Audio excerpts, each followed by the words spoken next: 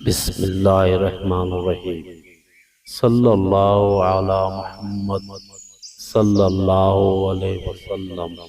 الصمد، بے نیاز۔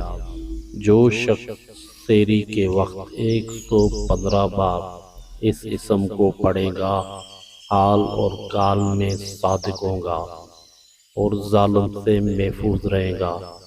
جو اسے 1000 بار پڑھے گا دشمن پر کامیابی پائے گا۔ اگر کوئی اس اسم کو بکثرت پڑھے گا تنگ دستی سے نجات پائے گا انشاءاللہ۔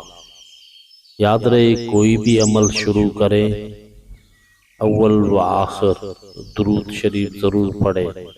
جزاک اللہ خیر۔ صلی اللہ علی محمد صلی اللہ علیہ وسلم۔